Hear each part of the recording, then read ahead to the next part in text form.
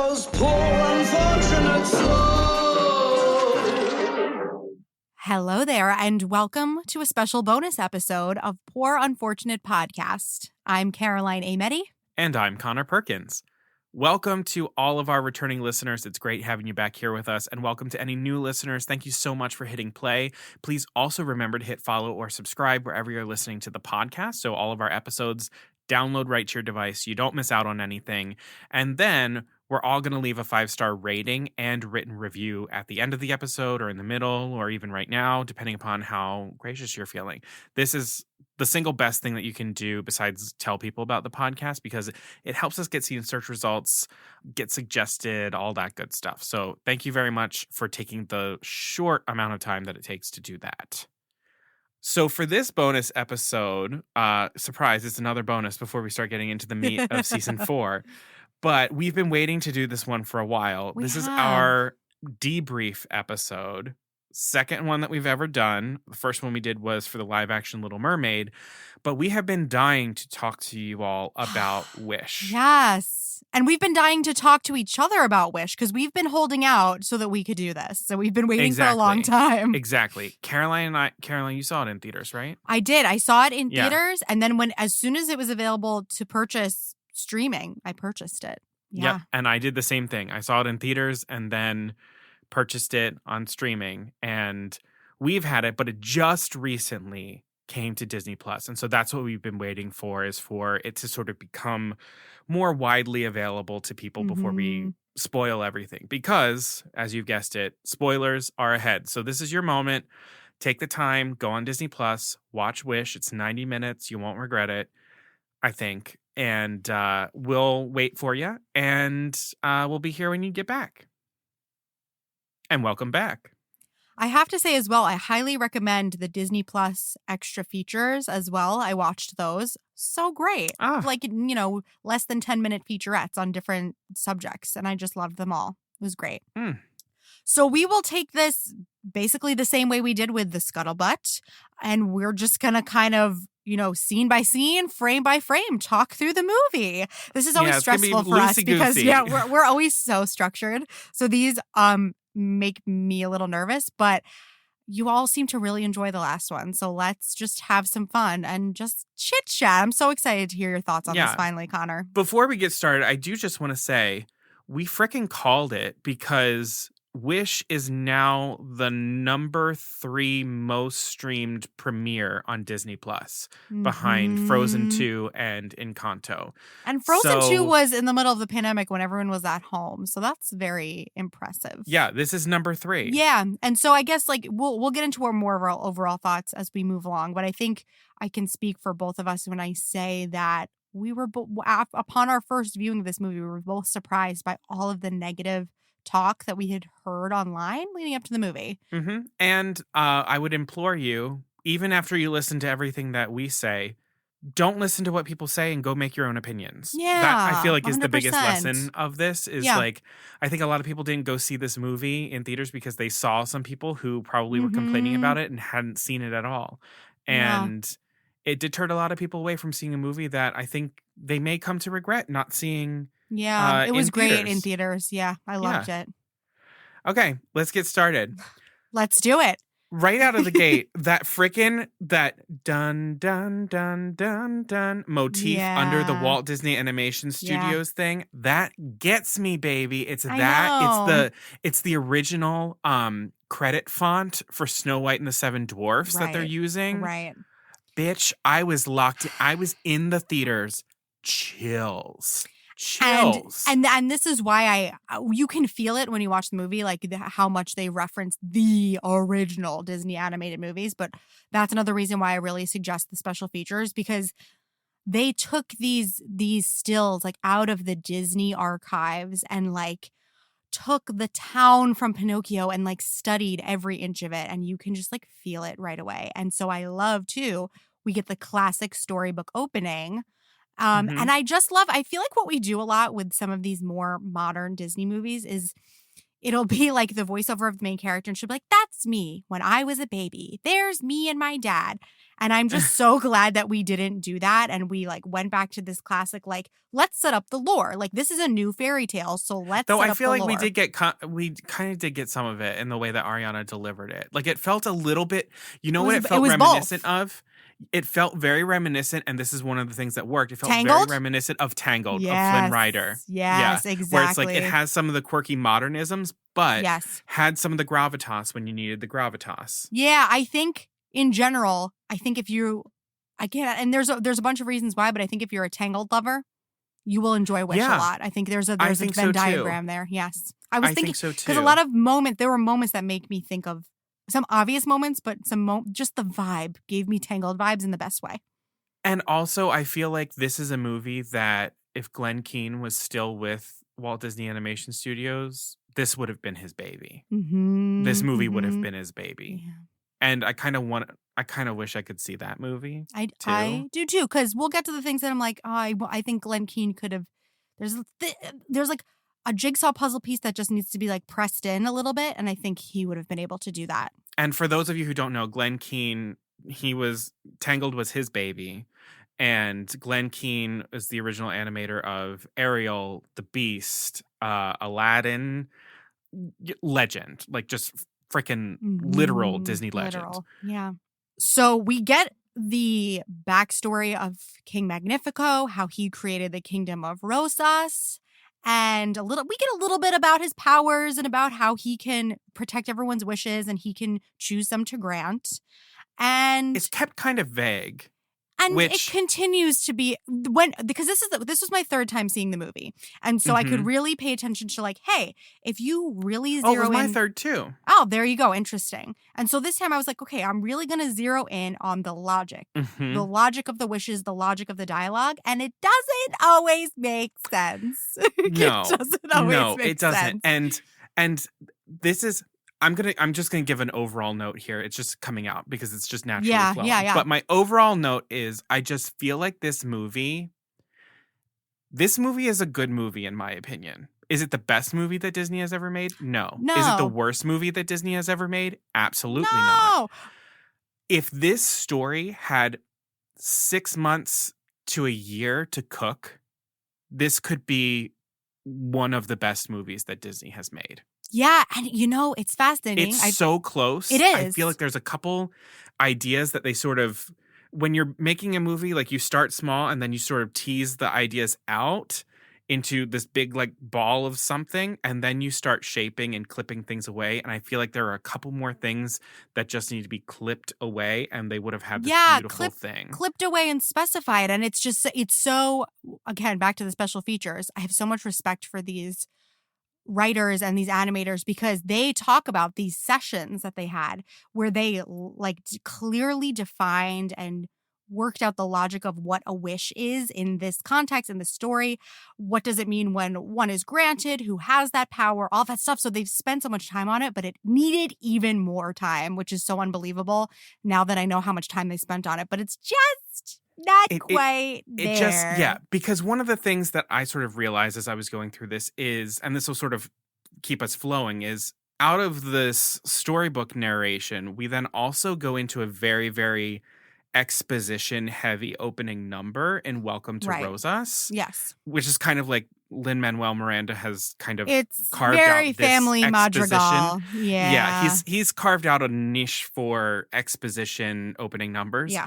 And we could have covered any additional info we get in that song in the storybook because the storybook is perfect for that. You can give us all the information. It's a book. We didn't need both. And then Gabo also immediately afterwards starts giving more exposition. I'm like, yes, I'm let me tell you, exposition overload. Right, and this is one of the notes I wrote down.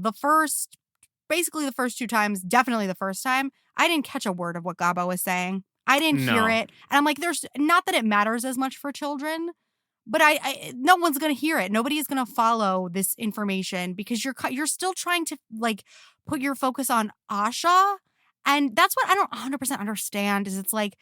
The conceit of her being a tour guide of Rosas, it's like we had to have her do that so she could sing the song, basically, because, like, who is she introducing to the kingdom otherwise?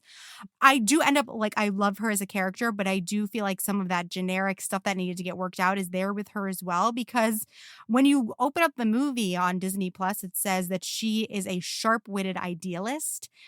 And while that isn't completely incorrect, it's not completely correct either. Like, it's not it. And like, sharp-witted? No, I don't think so. She's an idealist, yes. Idealist for sure. Yeah, but it's like, I don't know. It was just like this unnecessary, like you said, that is something we could have clipped. The number and her being a tour guide. Why? And it's like, why exactly? Like with the family Madrigal, we understand why Mirabelle. It's like, she's like, I love my family. I'm here to support my family. And it's also like, we're acknowledging that we have a very large and confusing family dynamic here in the conceit of the song. And so it's like, we're acknowledging that within the movie and for you as the audience, which is why it works. It's kind of like a little bit meta in that way. Yeah. But it's like, this is for the characters in the movie and also for you at home. This is how to keep track of who everybody is. And their powers. Whereas with this, I'm like, why does she, and I continue to kind of wonder this. I'm like, why does she love Rosa so much? It's because, she's an idealist. She wants the best for everybody and she wants everybody's wishes to come true. But at this moment in the story, I don't know. Something about it just doesn't feel specific enough to me. But okay, so I didn't like the song. I know. I mean, I liked the song. I know, that's the thing. That's what's interesting. It's catchy. Another general note is the music in this movie slaps. The music is fire. The music is fire. It is the musical refresh that we really, really desperately needed. Julia Michaels, Julia Michaels is also the youngest songwriter to like pen an entire Disney film. So it's just like amazing. Queen, go off. But what I really would have actually liked, and I think that this movie could have benefited from, is if the opening number, which needed an opening number, started with her and her mom and her Saba. Yeah.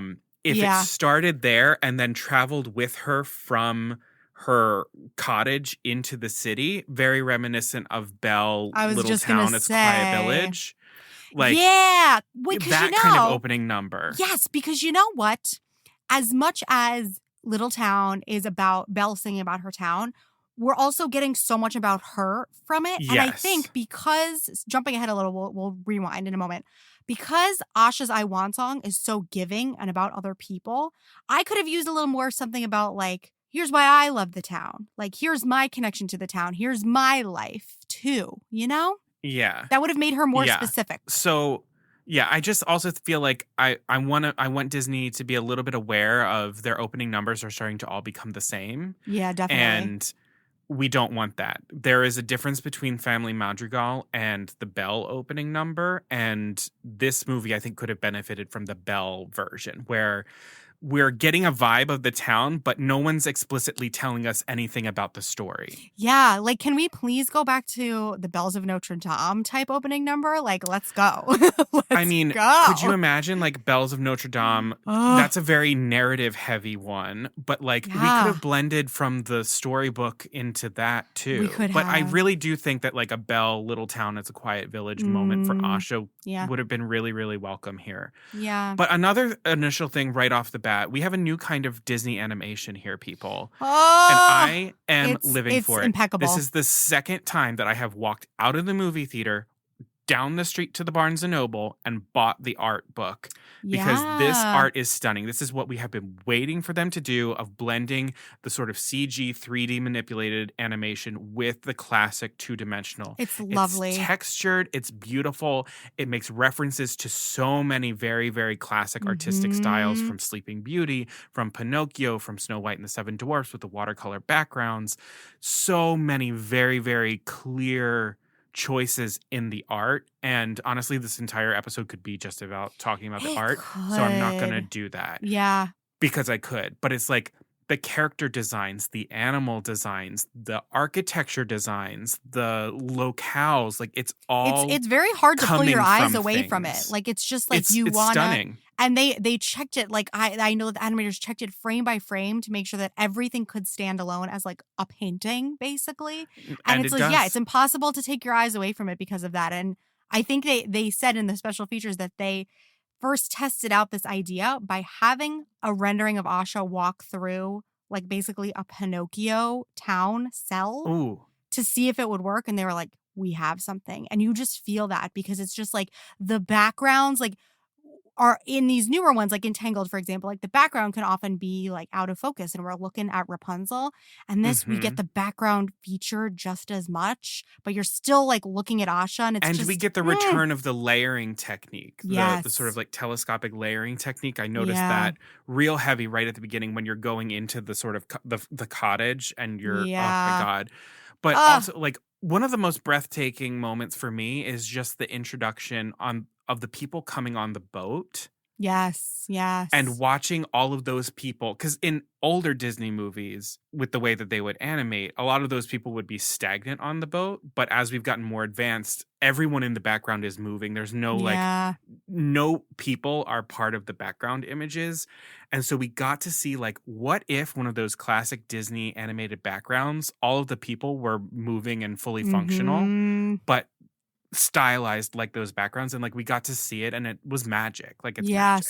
And I just really love what they did with Asha. I think she looks just really beautiful. And the fact that like stunning. The fact that her colors, like not only like they call to the colors of the fairy godmother, but like they did research on the specific purple of her dress. And like did not know this. She's wearing pumpkin seeds on her anklet and on another part of her dress. As a reference to the fairy godmother. I mean, and she's got the pussy bow on the cloak. Oh, my God. I mean, the other thing I wrote down, like as I was watching, just something to note is I also feel like the costume, like the way that they've used ink and paint, like the way that they've used like the coloring is really, really cool. I mean, all of the warm tones of the people who are outsiders, who are coming in, all of the cool tones on the people who live in Rosas. And if you are someone who has turned 18 and given your wish, your cool colors have been desaturated. It's just so smart. Well, speaking of people who have gotten their wish taken, we do Welcome to Rosas, and we find out that Asha is going to be interviewing today to become King Magnifico's apprentice. So she goes to the castle and she meets up with her best friend Dahlia, who is the baker at the castle, and we meet this whole band of friends. And we've said it a little bit already. I'm gonna go ahead and say I didn't really need the group of friends. I didn't need them. They are a very, very obvious reference to the Seven Dwarfs. That just doesn't really go anywhere. Like it doesn't it's go a reference anywhere. to be a reference. It's exactly. And that's why I don't think it works. To be honest, in my paring down, I would leave Asha with two friends, Simon and Dahlia. I'm with it. And I think that we need to see Simon before he turns 18. Yes. I think the day of this is also the day that Simon gives away his wish. Agree with you. And I also feel like we could have leaned more into to make the conflict of what's happening in Rosas like a little bit more unsettling. What if there's more of this, the way that Simon has been affected by having his wish taken away? What if that's more happening to kind of everybody too? Where it's like everybody is a little bit just like a dimmed version of themselves if they're over 18. They try and do that, but I think it would be so much clearer for us if we saw who Simon was before it happens and if we see it afterwards. And then if that also sort of spurs Dahlia and Asha to be like, something is wrong here and we all need to work together and find out. And then later would make it all the more heartbreaking when Simon does what he does. Right. Because and we are invested because we're tortured because we're like, we know why he's doing that because he's lost something. Yeah, we would feel for him way more when he apologizes and is like, I didn't want to live without a part of me. We would feel for him much more. I think we needed to see him before, and also the dwarf thing, super fun. That was a great like blue sky idea, and as we're trimming back, all of those characters, you can put them as either Simon or Dahlia, and the movie still progresses. And if anything, I feel like could be stronger. Yeah. All of the characters would be a little bit more three-dimensional. Agreed. So Asha gets taken in by the Queen Amaya, into her interview. Love Queen Amaya. We love Queen Amaya. Yeah. We love her. I mean, I knew that we would love her as soon as I saw her. I'm like, oh, yeah. As soon as I saw that her. mole on her lip, I was like, oh, join the mole fam, Queen. So Asha is introduced to Magnifico, and this is where the generic working out of him and the wishes starts to be a little bit apparent to me. So he explains to Asha, why he does what he does. So he references this tapestry, and he was like, what happened to me is my lands were destroyed. My family's lands were destroyed by selfish, greedy thieves.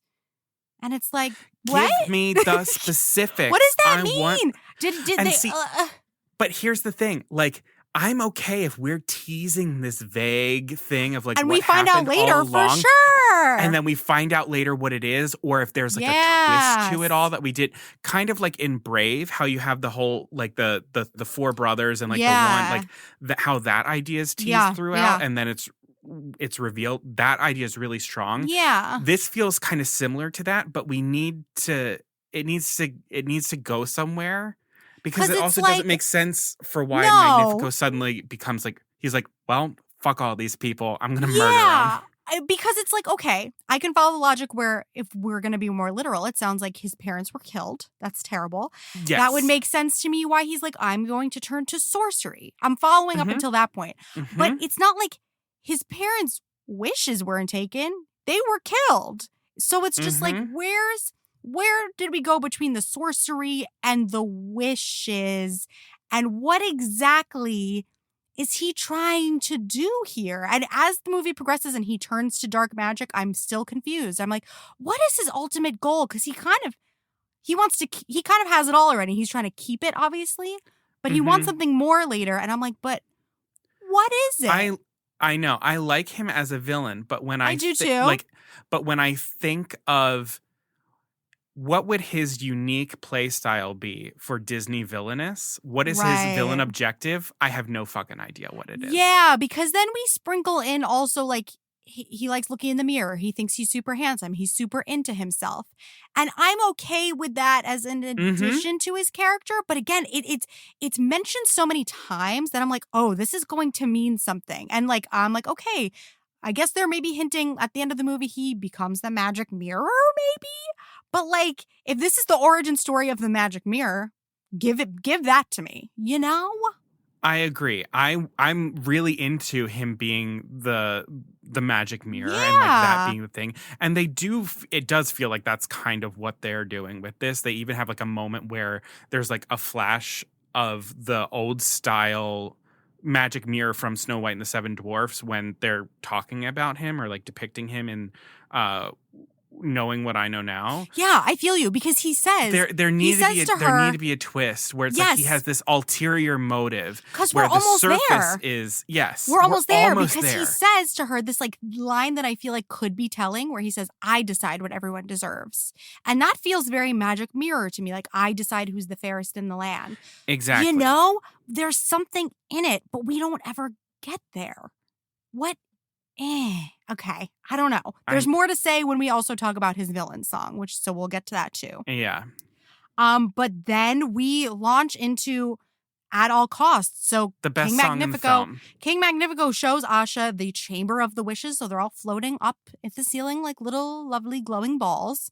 And I just think it's so interesting. And now Connor and I will discuss what we've been waiting to discuss, which is like what the song originally was. But in its current form, very interesting to have a villain hero duet. And we can see that they have similar feelings about wishes deep down. It makes it complicated. Yeah. It's actually a very, very interesting. It works in a weird way. It does work. It isn't what it was intended to be. Tell the people what it was intended to be. Okay, so we have talked about. This we cannot stop talking about. Okay, so At All Costs was originally a love song between Asha and the Star.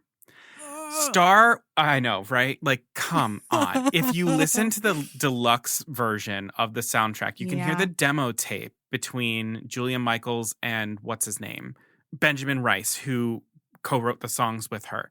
And there is there is actually, I think, only one word that is different between the two songs, and it is promise. As one does, I will protect you at all costs. That's in the film. In the demo version, it is love you as one does. I will protect you at all costs. It is probably the greatest love song since I See the Light. I was going to say, like, from if Disney. they had kept that as a love song, that would have been everybody's first dance at their wedding. Like, it's kind of amazing. I low-key, like, if I have a wedding, like, I'm going to break out that demo tape and it's going to happen. Yes, you are. But so originally Star was supposed to be imagined as Starboy, this shape-shifting character that is personified as a male identifying love interest for Asha. And the story was going to go a wholly different way where Asha and the Star fall in love, kind of Stardust by Neil Gaiman-esque. Which I find to be so beautiful, of like the Star and the fairy godmother are in love with each other and separated and they can't be together forever. First of all, we need That's that. What I we want, need a baby. Disney love story where the lovers. We're due for another one where the lovers cannot stay together. I know. Last time we got it with Pocahontas. And we're just due for another love story. We Come are. on. We are. And I think they were afraid of that. I agree with you. And they said that one of the reasons that the shapeshifter Starboy idea was scrapped because they were like, it was too much like Maui or like the genie. I'm like, right, but they weren't love interests. I know. That's They different. were asking themselves with his shapeshifting, they were like, how is he functionally serving something other than what the genie served? And they couldn't answer that. So then it unlocked as a pantomime character. It's a lot, but I can tell you, it's the romance. It's the romance. That's what the genie doesn't. And also, the genie grants wishes. Star does not. Star helps you fulfill your own wish. And so it's different. It's like, it's different. Except for that one chicken at the end that he does straight up make fly. Right. True. Animals are different. Yeah. That is true. So At All Costs was supposed to originally be, and listen, if you're an Instagram girly, go on Instagram and look at the fan art. Well, don't worry, we'll be posting them. We'll be posting them on the Instagram. Starboy and Asha, like, can you imagine like a beautiful love song between the two of them floating through the sky? Stars, like very Wall-E-esque too. Yeah. Like, give me that. Yeah, absolutely. But if we're going to create Star as this pantomime character to give us a different type of character than we've seen in Disney animated films before in this sort of story, which, like, I'm all for it. I do love Star. I think Star is adorable and cute. I know. Somehow, I'm like, good on them for not wiping this song out of existence, because if they did... Yes, because it's very unusual, and they could have been like, this is a weird vibe for this part of the movie, and it's not a love song, scrap it. And they didn't, and I respect that. And they made it work, because you see it highlights the difference between Asha and Magnifico in their approach to people's wishes. Yeah, while still reminding you that they both have this like love for them. Yes. It's interesting. The protection that they get under Magnifico is Mother Controlling. Gothel-esque. It's Yeah. controlling. Mhm. And the protection that Asha gives is one that is of inspiration, of like, I'm going to help protect your wish by helping you fulfill it. Yeah. And I think that really does come across in the scene and in the song. So thank God they figured out a way to keep this song and give us a really, really interesting scene that we don't usually get in Disney movies. Yeah. Yes, true. And then the scene that follows is when Asha kind of puts it all together that Magnifico is exactly what you just said. He's very controlling over these wishes. She talks to him about her Saba's wish. Her Saba is turning 100. She really wants today in the wish granting ceremony for it to be his wish. She asks for it. We start to see the edge of him where he's like, oh, you're already asking me for things. And the logic in that scene, the logic in the dialogue of that scene of her realization works. It does. It absolutely. is really, really good. Very true. It is really, really good. Very like, true. The charting from point A to point B, it is subtle, but it is all there and believable. Yes. So yes. fantastic writing there. Yeah. And it's very clear what Magnifico does next makes perfect sense. He wants to punish her for challenging his ideas about the wishes. And he says, I am never going to grant your Saba's wish. He grants someone else's wish in the ceremony in front of Which her. I absolutely love that it's character. Vanilla cake. It's vanilla cake. Vanilla cake. And also when she shows up again and he's like, is all that you care about granting wishes? And she's like, yes. It's just crazy. She's like my favorite character. So after the wish granting ceremony, we are back at Asha's house with her mother and her Saba. And she wants to tell her Saba that she saw his wish and it was beautiful. And he gets so upset and is like, I don't want to know it. It's never going to come true. Are you trying to break my heart? It's very, very sad. And Victor Garber. For Victor Garber. Can we don't pay enough attention to the fact that this is Victor Garber, okay? It's Victor Garber, baby. So Asha runs out of the house after her Saba's like, yeah, if you can't keep it to yourself, you may just go. You may be excused. And we launch into the I Want song. And just this wish. The first opening lyric, I am already in love. I know. Isn't truth supposed to set you free? Then why do I feel so weighed down by it? Listen, her walking over that little stone bridge and the waterfall in the background, that's very reminiscent of like the water and the sort of like sharp medieval edges of Sleeping Beauty. Yeah. So I'm like locked in. I'm here for that. And this scene is just beautiful. I was tearing up in the theaters watching this because she's going through the town singing this song about wanting more for her people than this giving away of their wishes and never knowing if they're going to come true and forgetting the best parts of themselves. And as she's going through, she's seeing these people going about their lives, and then she sees them sort of assume their wish version of themselves of, flying and, climbing mountains and like captaining ships. And it's that moment, it's so interesting because it's like every time I watch this movie, I'm like, wow, if the things that we'll get to and we've already talked about were just adjusted a little, this movie could have become my entire personality because like a moment like that, it's so interesting. I had just come from like a work meeting that day where the icebreaker in the room was like, if you weren't doing your current job, like what would you be doing? That's this scene. Yes, it's this. And everybody in the room said something either creative or like simple. Someone was like, I would be renting like jet skis at like a vacation town. And it made me think of that and it made me want to bawl. And like this scene and the scene at the end is the culmination of what it means to watch a Disney film. The wishing. Yes. This is the wishes that is in everyone's heart when they're watching Wishes in Magic Kingdom, or when they're Stop, you're gonna make me start crying. or when they're throwing their wish for that A Million Dreams celebration in Epcot, or like when they're just watching a Disney movie and like preparing to like be transported. I'm like, this is all of us. Like this is the distillation of what it means of when you watch that Disney logo and the little star like go across the thing. Like this is that moment for us. Yes. In a and song. It's like, and it's the most directly that this has been addressed in a Disney movie, and it was like time. Like there are so many the themes that this movie hits on. It was like, yes, like even though there was so much pressure on the 100th anniversary, the 100th film, like it's so much, the themes that it touches on are hitting it. Like, and it does overall feel like a celebration of everything, where it's like, it does feel in some ways like they took the gas off of it and they were like, fuck it. This is a movie for us. True, like, we're just making something for us. Yeah. Which that is like the one thing is I think a lot of the very overt references in this, like Bambi and Little John and Peter Pan and Poppin' It, like all of those things we could do without, because if this is a movie for Disney lovers by Disney lovers, like trust and believe we're gonna get all. Yeah, we got it.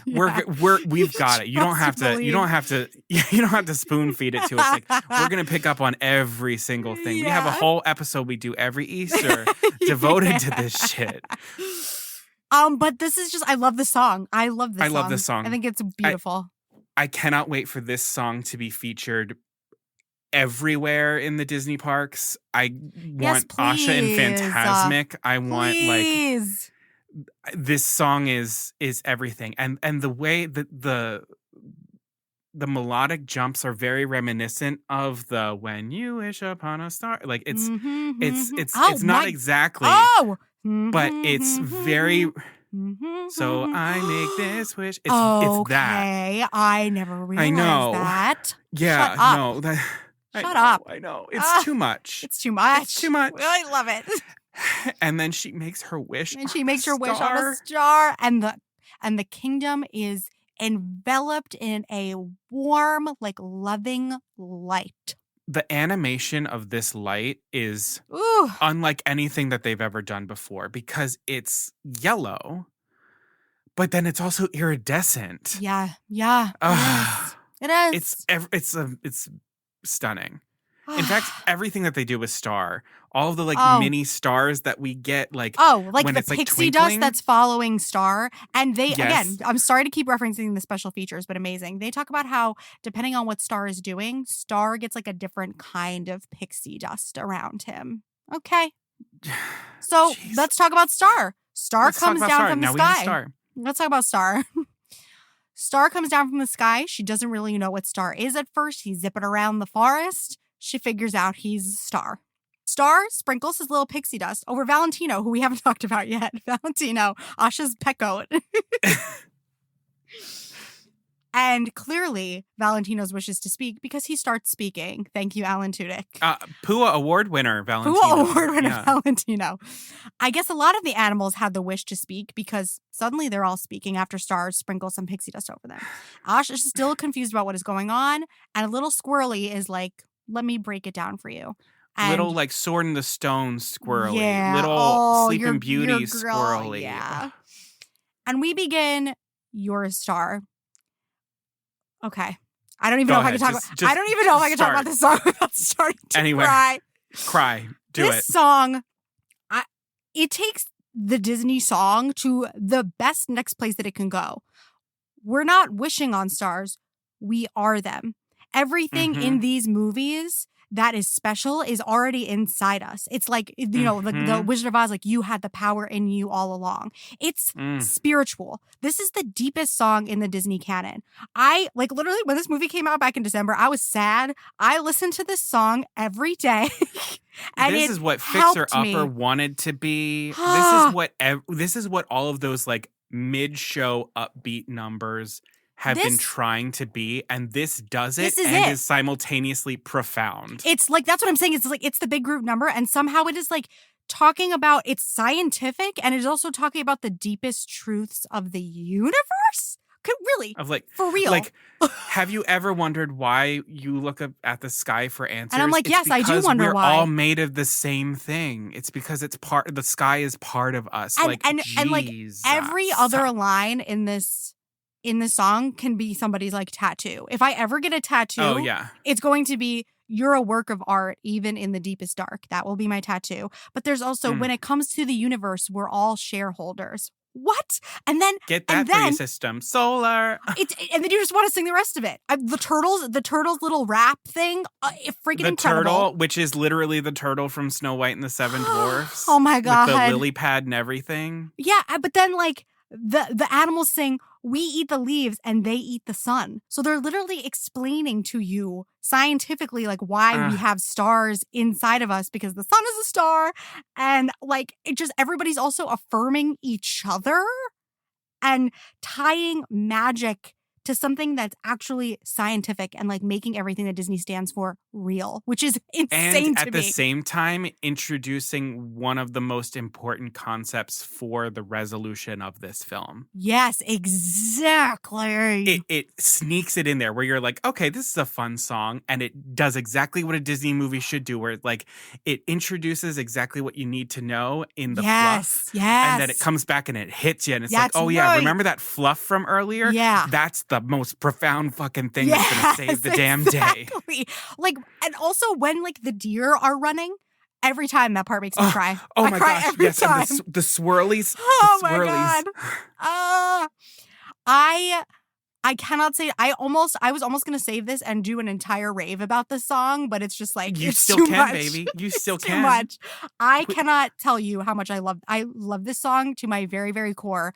You have not home said run. everything that you need to say about this song, so I definitely Okay. think that you should do a rave about this song, and I I'll do a will rant break it about a down for song. you line by line. I'm ready. Great. Absolutely. So listen, if for whatever reason right now you are not interested in watching Wish or whatever, please, it's better within the context of the movie, but it's also such a great song. Listen to this song. It's a great album, baby. It's one of the best albums that they have had in a long time. Yeah, it is. I listen to this as much as I listen to the Frozen 2 soundtrack. Wow. Woof. And I listen to the Frozen 2 soundtrack on repeat. Yeah, you do. So that's all I can say right now about You're a Star. So now God. Asha knows a little bit more about what's going on. And she realizes through talking to Star, even though Star cannot answer, but Star makes you know what he's thinking. She is confirmed in her belief that the wishes do not belong to Magnifico, and she has to go make it right, especially rescuing the wishes of her mother and her Saba. So she's on her mission. She's going back to the castle. I have stupid things like that we could kind of skip over that I'm like, why exactly are the chickens putting on a show? Listen, I don't know why the chickens are putting on a show, but I'm also like... We're back at the castle. I was really frustrated in the previews when I saw it. I'm like, oh, this is the type of like talking down shit that we don't need. Yeah. This, that, and the other. Yeah. And then when I saw it on that big screen, I was like, fuck it. This is funny. The best thing I've when ever I watched seen. it with my mom, she was cracking up. So basically, we're back in the castle. Star is stuck in the chicken coop and makes all of the chickens dance. With Valentino conducted. It's like, I think it's just because the chicken... Do the chickens have the wish to be they're in show business? They're all ladies. They're all ladies. They are. And I think it's just the conviction with which all of them are dancing is just so endearing. It is. So what's going on while Asha is at the castle figuring out how to get these wishes is that everyone in the kingdom is like, oh my gosh, Magnifico, thank you for that beautiful light that you released upon us. And he is pissed because it wasn't him. And that indicates, bad. Yeah. No one's allowed to do magic other than somebody him. else was able to do that. So Asha convinces Dahlia to create a distraction as King Magnifico gathers the kingdom. Because she and all the other 7 dwarfs now know. See how I'm ignoring them? Yeah. It's Dahlia. Yeah. To create a prolonged distraction as King Magnifico gathers the kingdom to find out, to kind of tell everybody that wasn't him and find out who the traitor is, who did that, who created that. She is up by the wishes and she is able to grab Saba's wish. The crowd starts to like... Yeah, we've got some unrest. Yeah. And this really and pisses Magnifico questioning off. The power structures. Yes. And so this really pisses Magnifico off. He storms back into the castle. He ignores his wife, the queen, who is speaking to him. Okay. And she's like, Mireille. I'm like, he doesn't deserve Mireille. it. I mean, he is zaddy, but like, honestly, the two of them. They could have been great. They could have been great. They could have been something. Listen. So we kick into the villain song. He's like, leave me the F alone. And he starts storming back up to his little, workshop-y, library-y thing. This is the thanks I get. All right. The weakest entry. It is. It's annoyingly catchy because I don't really like the song, but I can't hate it. Yeah. So here's the thing. Here's what he talks about in this song. So it's fine. He kicks off with like, I do everything for these people. This is the thanks I get. There's a traitor here and I'm pissed. But then he starts talking about, we go back to the I'm super handsome thing again. He says, he indicates how he actually doesn't really help anyone. He like makes other people do his dirty work. Okay. Then where's we get this coming from? Like, it's like what's the motivation behind this? Like, I'm down for it. Like, but what is give it? the Why? clothes off Benito's back. Like, absolutely. You're I'm here for that type of character. You're waiting for, I think I'm the most handsome. I'm going to make other people do my dirty work. You're waiting for it to mean something, reveal something. And it doesn't, because then he moves right into the plot where he's like, there's a traitor and I'm going to catch the traitor. Mm-hmm. There's no central thrust to this song besides like people should be treating me better than they are. But it's just, like falls. Maybe his family was betrayed by someone. We need more. And so that's why he needs to control everything, because he can't have any traitors or whatever, or people, he can't leave something up to chance, or like there has to be something about him that has to do with control. Like he needs control because things got out of control.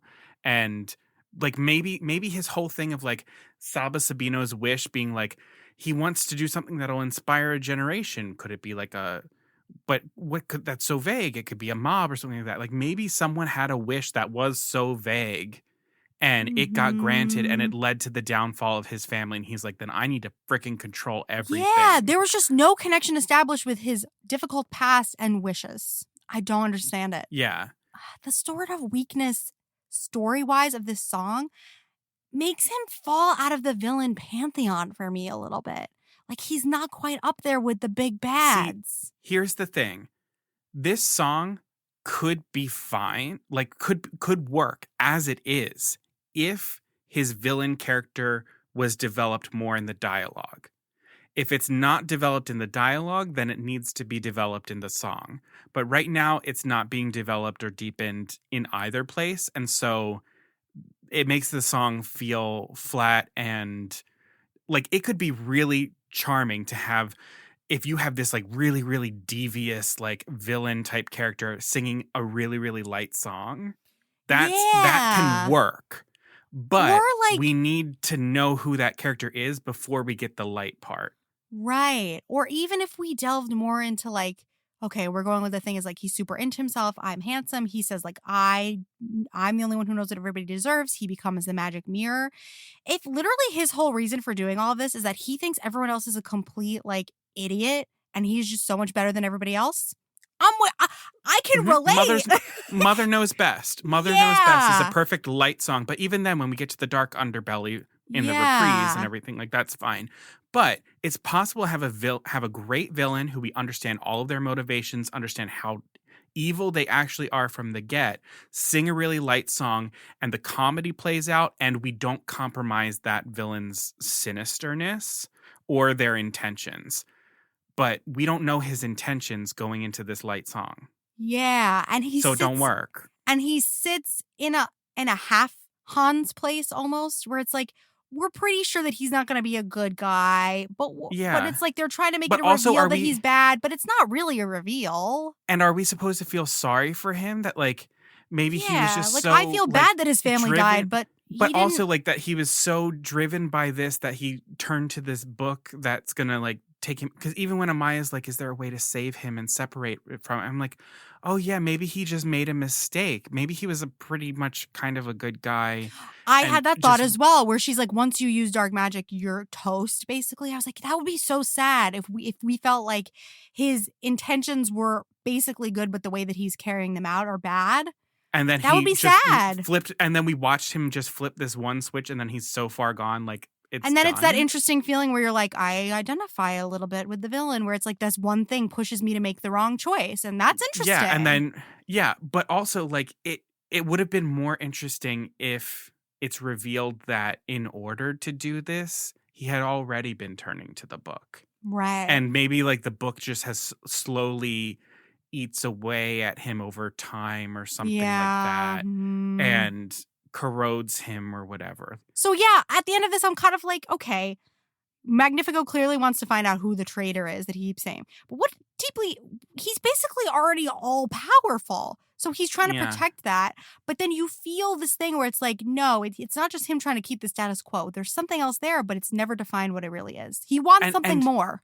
And we start getting it because when he starts crushing the individual wishes and finding that it gives him more power, right. That's when we start to understand, oh, he just desires more power, like, which is a totally fine villain motivation.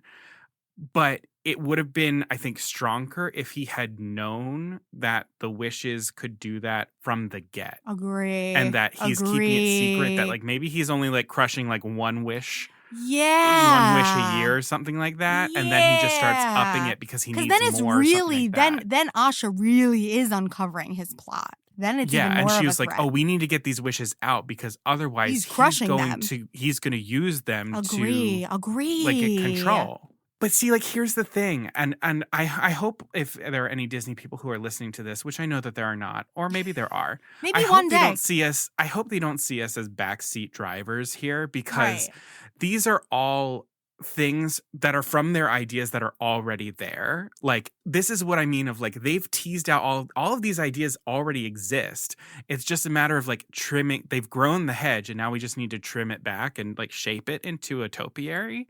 Yeah. And like we could have trimmed like a little out, bit of a messy trim out the family backstory and let him just have been this guy who's been a sorcerer from the start. Make him simpler. Yeah. He's a sorcerer. Yeah. He always was. He's a sorcerer. And in order to do something, he had to turn to the dark magic. Yeah, he started losing his powers because of something. I don't know. Mm-hmm. Yeah. Maybe it's because as more people started making wishes or whatever, they didn't need him anymore. They didn't need him. Oh, yeah. And so then he started like taking the wishes or like just something like that. Yes. And then he started realizing that he could use those wishes in order to gain more power for himself or whatever. Yes. I like that. So at the end of the song, he opens the book, the untouchable dark magic book that he shouldn't be using. That Asha casually almost touched. Yeah, that Asha almost touched. So Asha is back at her house. She has given her Saba his wish back. And I love that one of the big lessons here is that the pursuit of making your wish come true is joy enough. Like Saba says, like, even if like I never do it, I never try to make a difference. I'll have tried. And that brings him so much joy. And again, I think that is such a important place for Disney to get to. And it's so nuanced. I love it. Well, because it's also like that's kind of like, even when you think of like Cinderella and like all of that, it's like, yes, that's superfluous magic and everything, but like it's coming from the magic isn't what's getting Cinderella her dream. Cinderella is getting her dream. The magic is just extra along the way. It's giving her the extras. Yeah. Mm-hmm. And that's what this movie really exemplifies with Star. Is like Star doesn't grant your wish. Star helps you realize your wish. Cinderella being a good effing person is what got her dream come true. Yes. And her dream wasn't even, I want to marry the prince. It was just like, I want to go to the ball. She just gets the ball. And in the pursuit, she gets something so amazing, which is true love. Oh my God. Yeah. Amazing. Oh my God. We love Cinderella. Oh, we do. We do. So it's lovely. And she promises her mother she's going to get her wish. But then friggin' Magnifico shows up. And a la Maleficent in the Briar Rose cottage. Also a little bit a la freaking Tamlin in A Court of Thorns and Roses. Oh, yeah. Wolf Daddy. Ready to come get her. And so he knows that it's her who caused this light. He is aware that she has a star. He sees Star. He's aware of Star at this scene as well. He knows now that Star is here and that Asha has it. Yes. And then she pulls a full ass like cupboard down on top of him. So they're on the run. Asha and her mother and Saba get out. I know what it could be about him. It could be very like American Horror Story Coven, where it's like a sorcerer's time ends and a new sorcerer star is on the rise. And so he uses the apprentice to like scope and the wishes to sort of like scope out who these people are and get rid of them. It's giving King Herod. It's giving the Bible. Exactly. And so then he thinks that it's and like that could be it. Oh my God, that is deep. Yeah, so like as biblical. Asha's star is on the rise, like cute. And it would make sense then with her becoming the fairy godmother because she eventually does become the next sorcerer. Exactly. Well, shoot. Nice. We solved it. Very nice. So Asha and her mother and her Saba are on the run.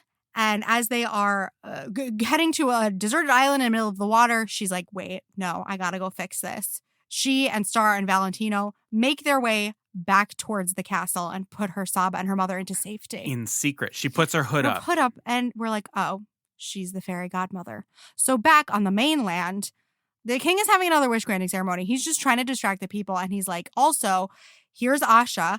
Whoever finds her is going to have their wish granted. So he's turning the mob. Oh no, he already said that earlier. This is him saying someone. It's Asha. He's like, we have found Asha. It is Asha, and this is the person who turned her in.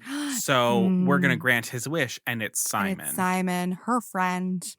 It should gut us when he does this, and it really doesn't. And you're kind of just like, oh damn.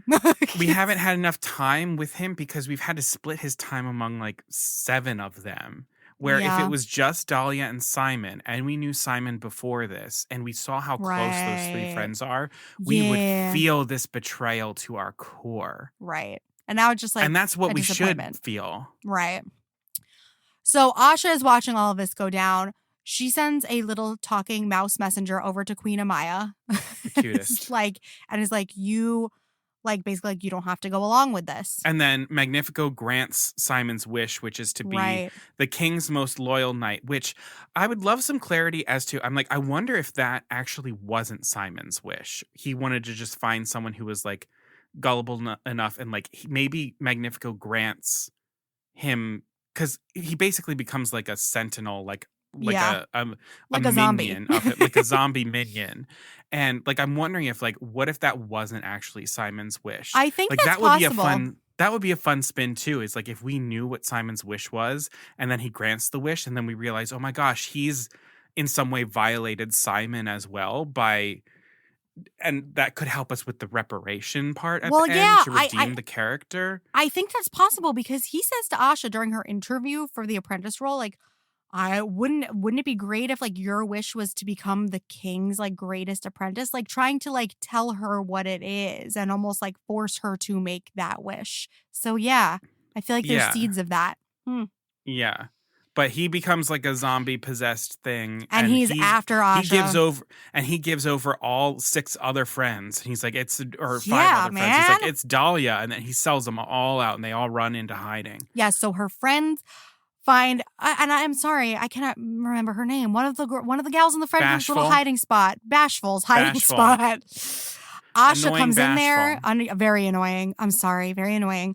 Asha comes in there, and they're like, hey, what they're saying about you isn't true, is it? And she's like, no, of course not. Magnifico has been deceiving you. And they launch into knowing What I Know Now. Which is, it's very different for this, but it's giving, like, Savages sort of vibes. It is. It's very revolutionary. And is it a song that I frequently return to? No. In the context of the movie, does it do exactly what I need it to? Absolutely. Right. The drums, the drum heavy, drums. like, when they sing "A Revolution Hit the Ground Running," I'm like, okay, I'm into this. Yeah. For me, it's when everything cuts out and then Queen Amaya comes in and she joins them, and she's like, I've seen too many bad things. She really just lets it rip. I'm like, get it, girl. Yeah. Queen Amaya stand So here. Queen Amaya has joined the revolution, which is awesome. Absolutely. But everything that Asha says in this song is the same thing that she said in this wish, basically. Like, what people think isn't true. She's saying it again. It's just with a group, and we get Queen Amaya on board. Again, it's fine. It's fine. It's good. Like, I agree with exactly what you said. Yeah. It's also just fun, like, with Queen Amaya to have, like, a woman in a romantic relationship rebel against the man that she's in the relationship Turn against with. the man. Let's do she it. She needs to be a better liar a little bit later on. Yeah. So they come up with a plan. Asha is going to go into the forest and be a distraction for King Magnifico, while the crew and Star are going to free the wishes that he has trapped in the castle. So when Asha is heading out into the forest, that's when Star gives her the magic wand for the first time. And the giant apple, she turns an apple giant, which I never picked up on before. And I was like, wow, it's, oh my God, it's the predecessor of the pumpkin. Exactly. Stop. And then when she's in the cart and then it gets like the Beauty spidery and the Beast legs. itself. Oh my God. Also, when Simon says to the bear, please don't hurt me, he says it exactly like Gaston says it. Exactly. Like Gaston says it. Oh my God. I mean, also the birthday cake that has the little like lemon things. It's the porridge from Mulan. God. So Asha is in pursuit, or she's distracting, and Magnifico is in pursuit of Asha. Star goes back to the tower with the 6 friends to open the roof so that all of the wishes can then escape, and Star can sort of lead the wishes back to the people. So Asha in the forest, we think, successfully has dragged Magnifico towards her. She looks past him. She sees they have succeeded. All of the wishes are coming up and out through the roof until it is revealed that the Magnifico who was chasing after her was just a shape-shifting Simon. Yeah, under like some sort of glamour. Yes. So now she knows that she has to go back because Magnifico is going to be going after Star. And then, we're at the climax. Let's go. So first of all, this scene... I mean, Magnifico, again, we're getting like tastes of like this really cruel man. He says to Amaya, I've had enough. He goes like, no, I've had enough of you. And you hate him. And I'm like, yeah, like I want more. I want more of that. Yeah, and he's like on top of he's like lifted this platform Yeah. up to the top. And he tries to strike his own wife with magic while he's up there. Like, oh, yeah. Yeah. And then Dahlia is with her. It's just, it's amazing. And so he has all of the wishes and he's draining all the wishes and Star trapped in this orb and he's draining them all of their power heartbreaking into the staff. And eventually he drains all of the wishes of their power and traps Star in the staff, which turns the like blue-green color green into the more yellow green, which is the same green as the Maleficent staff and the Maleficent fire, which is so perfect to me. Yeah. And the green hands that we see appear again are the Ursula. They're the Ursula hands. And so Asha gets back to the town square and he's like, oh, we're going to grab you. And he grabs her and brings her up to the roof. And he sees that when she realizes that he has Star captured and everything, she starts to wish on another star. And then he Maleficent ups that sky and clouds it over so that and he's like, no one's wishing on any stars ever again. That's good. And you know what this made me think? This was another thing when I thought of like, I really have to block people from the stars. This was another thing I thought that they maybe could have done with Magnifico. I'm like, what if the cleanest way to share the message of the story was if Magnifico's thing as a sorcerer is that he somehow controls the stars and that people thought that was the only way to make wishes was to wish on a star. So people realizing that they are stars too would be even more powerful than it is in this version because it's just a cleaner through line to the story. This muddies it a little. Or like when you're a sorcerer and your time ends, you become a star in the sky, and he doesn't want to become a star. He wants to stay on Earth or something like that. I don't know. We need him to have some sort of relationship with stars and wishes. And if they're all over his cape, they're all over his cape. He should be a star controlling, because that makes him, because when I think about a sorcerer who has a tie to the stars, I hate to think about it this way, but I also very then easily see the merchandising for this character, and I see him more visually clearly. Like it's basically the same design he is now, but we just lean into the star thing and he just becomes clearer. And it's more of a fairy tale to me that way. He is a sorcerer who controls the stars and wishes on stars. You know? Yeah. We're close. Yeah. Ugh. And maybe Starboy is like his son or his nephew. Oh, now we're talking. Or like related to him. And Starboy is like, and it's then Romeo and Juliet a little. Yeah. Yeah. And he's like, he keeps the stars from granting wishes or whatever because he wants to do it himself because some reason or whatever. Yeah. And Starboy broke the rules and granted Asha's wish. And that sends him down or something like that. Ooh, yeah. There could be something there. When we adapt this into a Broadway musical, I now believe that this should be the next Broadway musical. For those people who always ask us that, yes. When we do that, we'll tease out the Starboy plot. But anyway, okay, so we're back up here on the roof. Asha's up there on the roof with him. He's sucked Star into the staff. He is also like Wall of Thorns style, like grabbed all of the citizens. Green thorny slime. Yeah. Yeah. So that they're all trapped. And then he just starts beating the shit out of Asha because this is the moment. This is how you do a frickin' reprise, people. This is how you get me crying. This is what Frozen should have had. Asha leans over and sees all of the people of Rosas who are now aware of who King Magnifico is, knows that their wishes are gone forever.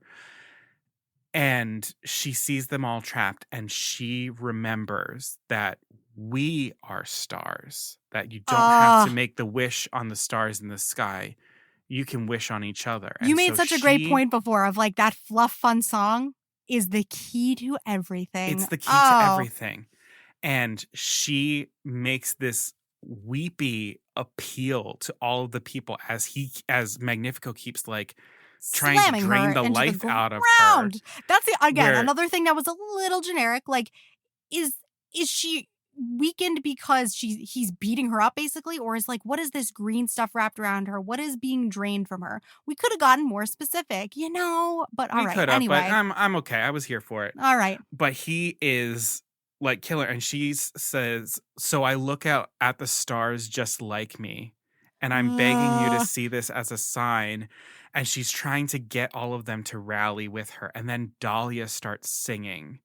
And returning the "So I make this wish." Yeah. And then Queen Amaya joins her, and then all of her friends join her, and then slowly everyone starts joining her in this reprise. And as they do, right on their hearts, little stars start glowing. I wept in the theater. I did too. I'm like, if I'm Tinkerbell, I'm gonna cry. If I'm Tinkerbell up at the top of Cinderella Castle, looking out at people watching wishes, this is what I would imagine I'm seeing. Yeah.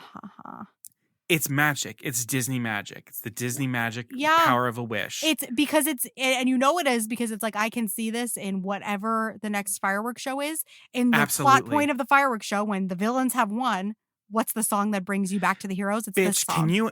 Can you imagine all of our little Magic Band pluses you took the words right out of my mouth. I was like, can you give us Magic Bands that are like pendants so that it falls right over our heart, and then all of our little heart stars are glowing? That's what I want. Like, so I want it. I will be a wreck, and you won't be able to get me out of the park. I'm just saying.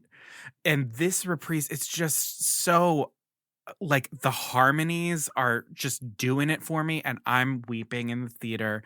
And as their stars are growing, it is fighting the magic from Magnifico, and it brings all of their wishes back to life. Releases Star, and it gets King Magnifico sucked into this evil scepter. And Asha is there up at the top of this this girl who is kind of like a nobody, who has just like gotten her entire people to like revolt and fight for their dreams, and she's up at the top and she's singing her heart out, and I'm just like, yes, work, queen. And she is, I mean, I think from watching the special features, are you sick of me saying that?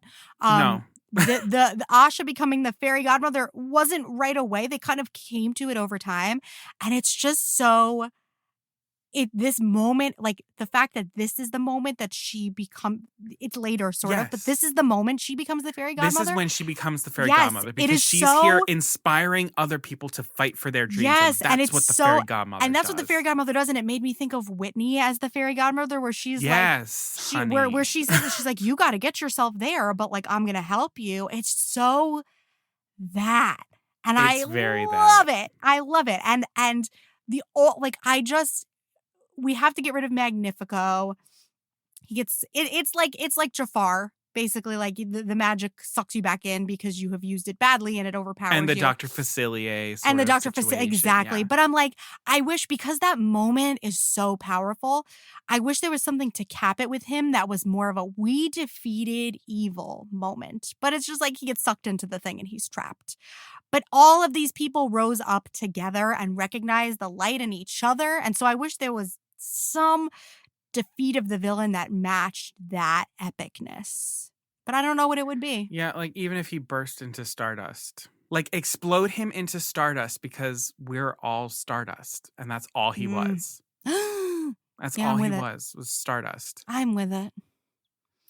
And so now we're wrapping up the movie. Yeah, right. We're wrapping it up. Everybody's wishes everybody gets their wishes back and brings them to their chest and is brought back to life, basically.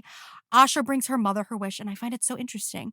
We never see what her mother's wish is. And when I tell you, dying to know, I have to know. Because I thought that was also kind of a missed opportunity for some crazy twist reveal of her mother's wish, too. It's not necessary, but I don't know. It felt so purposeful that there were two opportunities where we could have seen it and we don't ever see what it is. But it is what it is.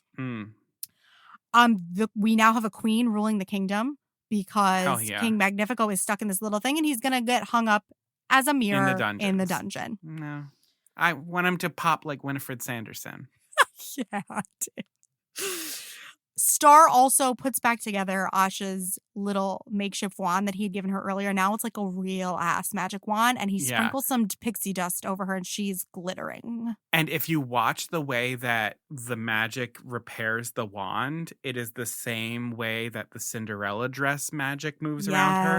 And then if you watch the way that the magic goes, because he sparkleifies Asha's dress too, as he like gives her like his little blessing, and the way that the magic goes around her and the way that her hands mimics the Cinderella dress. Well, which is why you're expecting that she's about to get a whole new outfit, and she doesn't, and I know why she doesn't, and it's fine. But you really want her to. I wanted her to. Okay, I did. But I really wanted a second outfit. I'm like, I kind of wanted a second outfit, but also I'm like, but I'm really still glad goes that with the now it theme of means like, that we're gonna see this one in the park, and there's gonna be glitter. True, and it keeps with the theme of like, everything that you already need to be magical and special is already inside you, so you don't need to change. So I'm here for it. We're just adding a little bit of sprinkles. Yes. And she says to Star, like, I know that you're going to, like, I know you by now. Like, you don't even have to say anything. I know what you're saying. Like, you're going to have to go back soon, back up to the sky. And yeah, we can't make this a 3-hour long episode. But I really want to take this moment to say before Star has to go, like, I really love Star. Do I wish the whole Star Boy storyline? Am I with it? Yes. But I think Star is so delightful. I have so taken to Star. I have, Connor got me the popcorn bucket. I have the plushie. I think he is so sweet and delightful and funny and amazing to look at. His edges are soft and sort of translucent. I love Star. And his heart face and his eyes are like the original Mickey Mouse. And I'm like, and that's why I love him, because he reminds me of Mickey. And like, if this was like, if Star had to be a star and only that, I don't think they could have done a better job. No, I think it was right for them to also like do that sort of animation style, like a very super duper simple, super stripped down cartoon.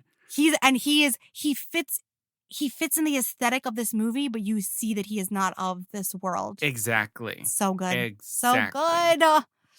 And so then the film wraps up, and Star goes back into the sky, and you see the not without setting off some fireworks. There's some fireworks, and we get the Mickey Mouse thing, and then Star does the iconic Disney like arc across the sky.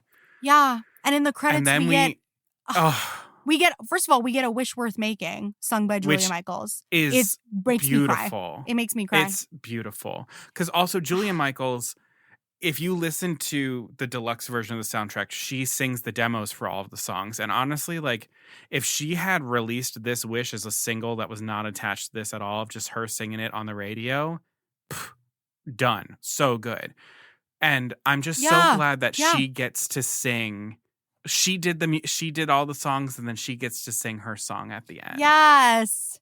And it's such a good song that I think if it wanted to be in the movie itself, it could have been too. Because I love... It'll be in the stage production. Exactly. I love that it thematically ties up like the conversation that I know the writers were having of like, okay, what exactly like constitutes like the one deep wish that you have? And she says it in the lyric, like any wish that's got your heart on the edge of breaking is a wish worth making. And I've never This is the goodbye song from Asha to Starboy before he leaves. Yeah, like it's so true. Like, what is the one thing that you think about it and you want it and it makes your heart want to break? Like, what a way to end the movie. And we have the little Stardust renderings of Disney characters from every Disney animated film. And then you wait till the very end after the credits. and it's Saba Sabino sitting on the hill, and he's playing with his lute, and then he gets the "When You Wish Upon a Star" motif. Yes. And you know what I thought about? What? You know what I thought about? The lyric "makes no difference who you are" is only like made even more sense by this movie, because it means it doesn't matter who you are because we are all stars. Like, yeah. And that final that little tie up of like, that's why it makes no difference who you are when you wish upon a star. It's like, I think my overall thing is, in a strange way, maybe I'm wrong. Maybe the subtlety of this is good. I have this feeling of like, I want to be smacked in the face with all of this good stuff even more. Like, I feel like a lot of Disney movies kind of smack us in the face with what the lesson is, but that's kind of why we love them. Like, we can say the Disney movie and like, what's the thing that we take away from it? And there's a lot. We're all stars, I guess is the way that you say it about this movie. But I wish I could, in an even like more clear way, I could say, wow, Disney made a movie about how the stars we wish upon were us all along. And it does do that. But I think It in the could, yeah. cleanup of Magnifico, it could have been clearer. Like if Magnifico the villain controls the stars, the lesson is he can't control them because we are stars. The end. You know? Yeah. Yeah. Just something a little bit more of a profound moment at the ending rather than like the tangled wrap up where it's like, and I proposed to her, like that sort of like silly thing where I'm like, we didn't need the silly. I'm like, it's okay if we end with it's okay if we Pocahontas this shit and we like Wingapo the hell out of this. Like, because I break love our that. hearts. Break my heart, please. Like or Hunchback, what makes a monster and what makes a man, and on Quasimodo's face, and he's the man, and it's like the right, exactly. Like, yeah, I was ready for that, and I feel like based off of what I've seen people say online when they hear about the scrap Starboy story, I think people are looking for that. People are looking to get their hearts broken a little bit and ready for maybe a love story that doesn't work out. Yeah.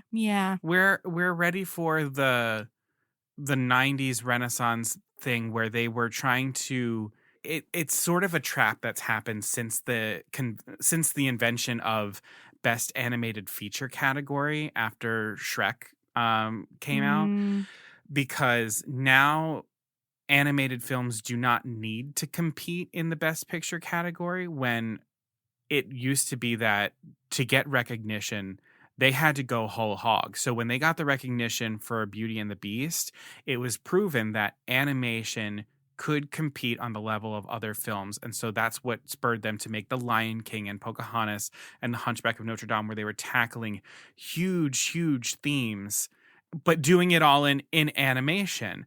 And then the second they created this sort of like separate category, Disney was like, okay, we'll just play it safe and just rule the animated category. But we want to see them, I want to see them compete, because when you look at the movies that have competed, Beauty and the Beast, Up competed in the Best Picture category, Toy Story 3 competed in the Best Picture category. When you think about Up and how like the emotional gravitas of that, and Beauty and the Beast, the emotional gravitas of that, I'm like, we could have some of that. But speaking of the Oscars, nothing for Wish. And it's just, it's like we had a lot of negative talk on the internet, which I think when I'm like, okay, what was that coming from? I think a lot of it was people pulling moments and images out of context of the story. Yeah, I think people got, and this is where I think some of the more overt Easter eggs, they're not even really Easter eggs, the more overt references sort of did this movie a disservice, is the ones that slapped you so hard over the head that it turned a lot of people off, where it would have been nicer to have the more hidden references for the people who are really fans, and then for the people who like aren't, they're not like, okay, it's the Seven Dwarfs. Like, they didn't need to be the Seven Dwarfs. And Peter Pan showing up, we didn't need Peter Pan to show up.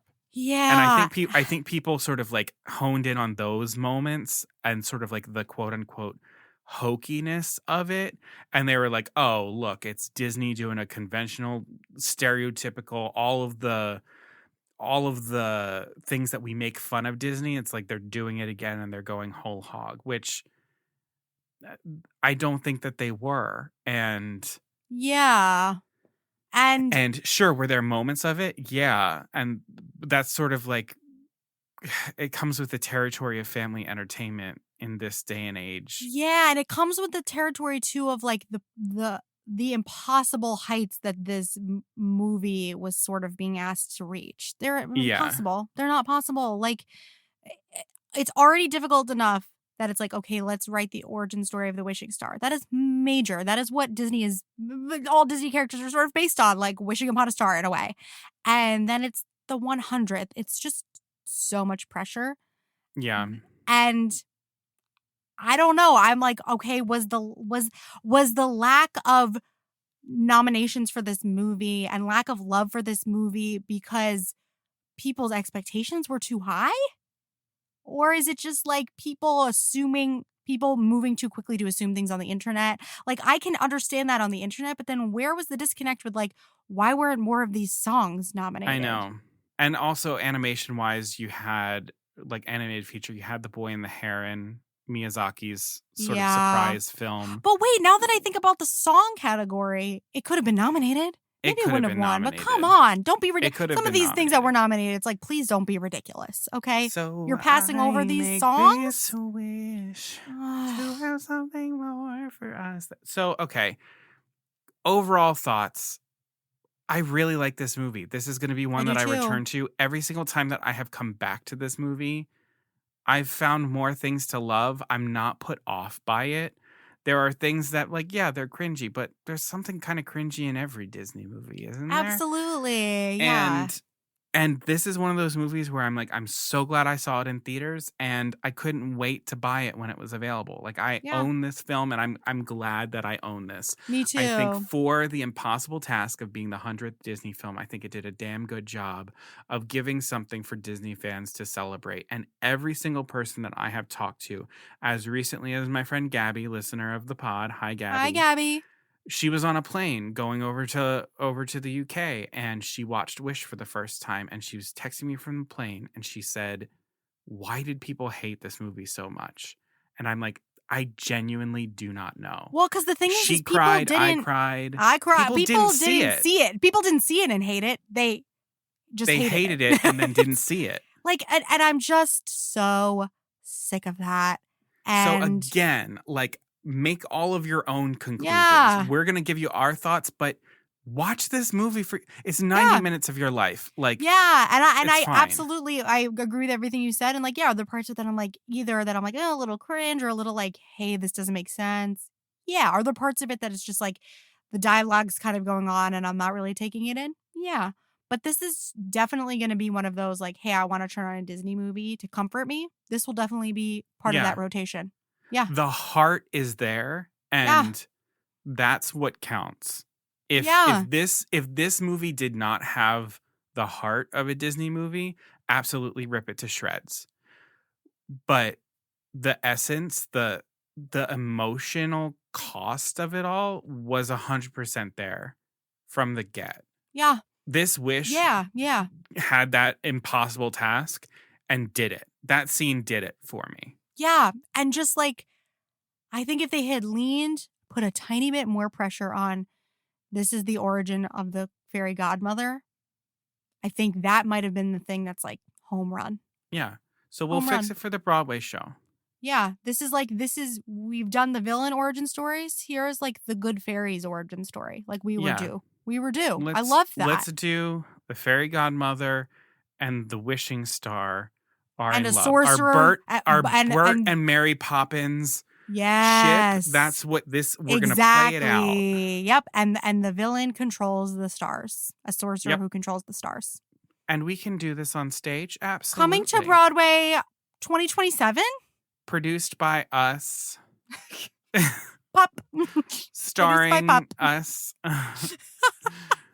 I don't know who I think I'm going to go Haley Kilgore for Asha.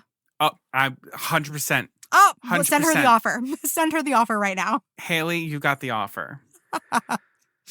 So I hope you all enjoyed this. We'll probably do some more debriefs as more films come out and stuff like that. Yeah. Now that these are a little rotation that we've added into the bonus episode collection. So if you liked what you heard, please remember to hit follow or subscribe wherever you're listening to the podcast, so all of our episodes download to your device and you don't miss out on anything.